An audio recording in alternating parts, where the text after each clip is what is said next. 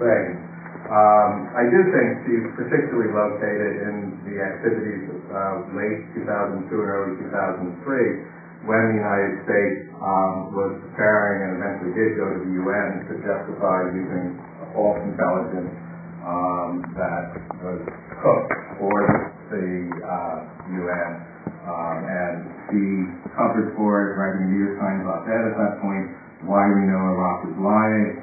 And another key moment was before that, in July 17, 2002, there's good evidence that she specifically told the then head of the CIA, George Tenet, that the administration was giving their approval to the use of waterboarding against people who the United States had taken into captivity and was interrogating. So, Condoleezza Rice is coming here. She was, without question, on duty when the United States went to the UN and lied to justify going to the war.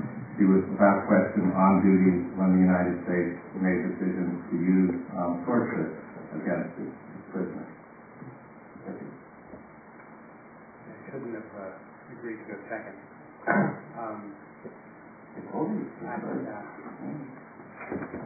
Just some echoing somewhat of what Dan said, but hopefully adding to it as well. Condoleezza Rice came in to the Bush administration and coincided with her appointment. Crafted an essay for foreign policy that laid out a framework for Bush administration foreign policy in the years to come. Interesting genealogy, right? Was educated at the School of Foreign Affairs in Denver, International Studies, Denver, University of Denver. Her mentor there was Madeline Albright's father. Who's sort of a classic Central European emigre and realist, the realist school of foreign policy and international affairs, much like Henry Kissinger or Hans Morgenthau, if those names mean anything. So she comes from a particular academic tradition, particular diplomatic tradition, particular foreign policy tradition. She authored this essay, sort of laying out a very realist foreign policy framework for the Bush administration. No nation building, a careful defense of the national interest, careful pursuit of the national interest, not ambitious, not overreaching. But she is also, as Dan said, a compromiser and a facilitator.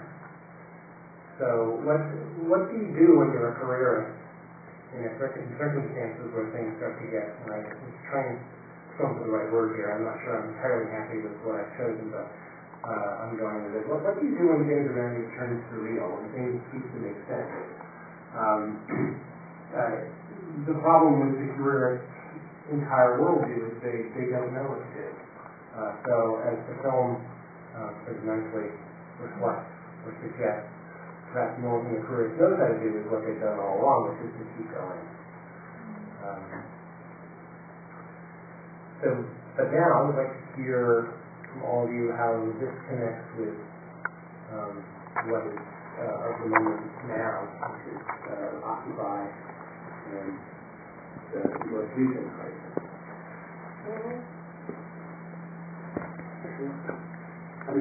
Well, Condoleezza Rice was our national security advisor.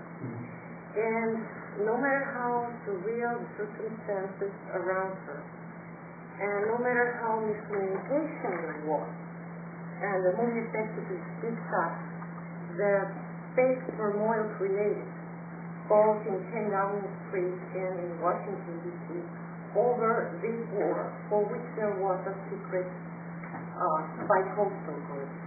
But despite all that, she was our national security advisor. And when Richard Clark, who was in charge of the anti-terrorist task in this country, put a memo in front of her saying there's an impending attack on the United States. she is going to have to be very resourceful in order to defend herself from that, because Clark has come up with a book about it, right? And then Bill Clinton has also said how Richard Clark was downrank after he came out with the book. And then Condoleezza Rice is a very soft spot right now. No matter how useful she wants to be to the full of realism.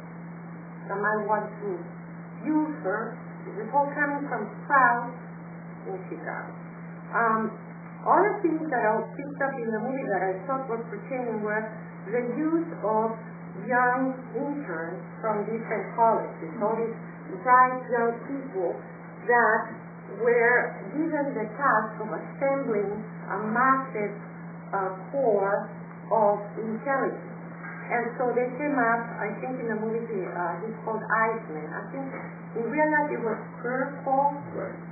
And so, they were given this task. You want to have a career in DC, come up with something right now. Some of it were crumbing college student papers, B-plus student papers, I won't say crumbing, but I mean for the level of Washington, that's crumbing work. And they were put all together. And then later on, the uranium thing in Niger, I don't know, they just put everything together.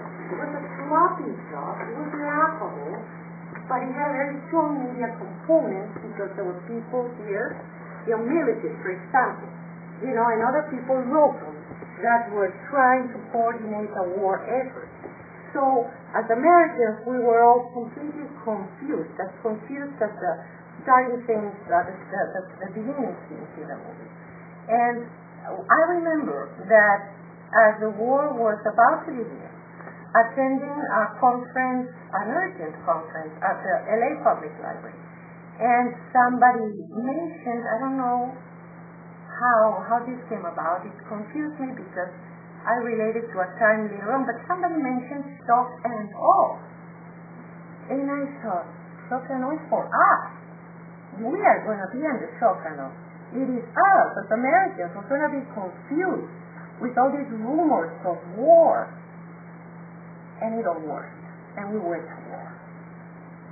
So, basically, that's how I see it. I think the movie has portrayed that atmosphere of confusion, miscommunication very well.